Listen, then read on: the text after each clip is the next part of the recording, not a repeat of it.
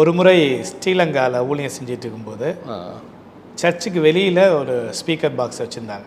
Okay. So அந்த வழியாக போன ஒரு குருஜி, ஒரு புற மதத்தை சேர்ந்தவர், அவருக்கு நிறைய சக்திகள்லாம் இருக்குதுன்னு சொல்கிறாங்க அந்த நாட்டில்.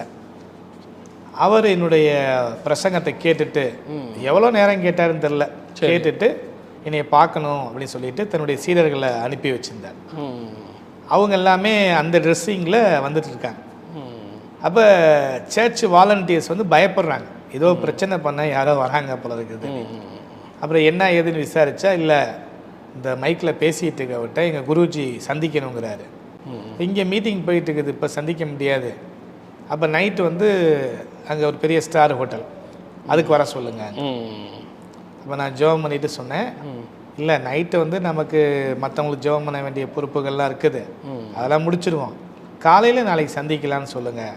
அவர் ஓகேன்ட்டு, நீங்கள் எங்கே இருக்கீங்கன்னு சொல்லுங்கள், நாங்கள் வரேன்ட்டு பாஸ்டர் வீட்டு அட்ரஸை வாங்கிட்டு காலையில் வந்துட்டார்.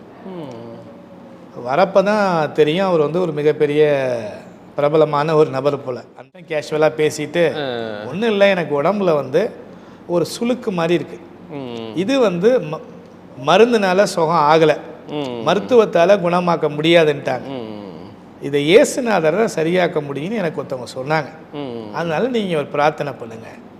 இப்போ நான் கொஞ்சம் தயக்கத்தோட, ஐயா நான் பிரார்த்தனை பண்ணுறேன், இயேசு நிச்சயம் குணமாக்குவார், ஆனாலும் நீங்கள் நினைக்கிற மாதிரி நான் ஒரு மிகப்பெரிய ஆளுநம் கிடையாது, பிரசித்தி பெற்ற கிடையாது, அப்படி சொல்லாதீங்க, உங்களுடைய குரலில் வந்து ஒரு கடவுளுடைய அருள் இருக்குது, நான் போயிட்டு இருக்கும் போதே உங்கள் குரல் தான் என்னை நிப்பாட்டிருச்சு, இல்லாட்டினா நான் வண்டியை நிறுத்த மாட்டேன் அப்படின்னாரு.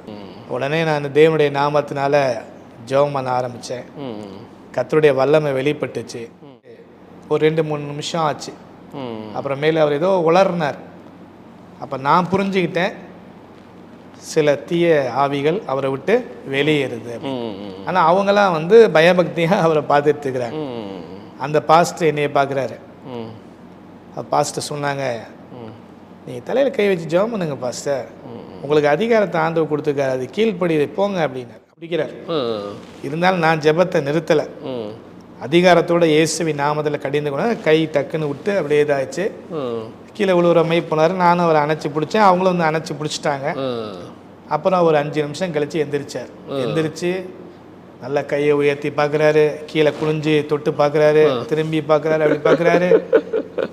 பகவான் இயேசு என்னை குணமாக்கி விட்டார் அப்படின்னாரு.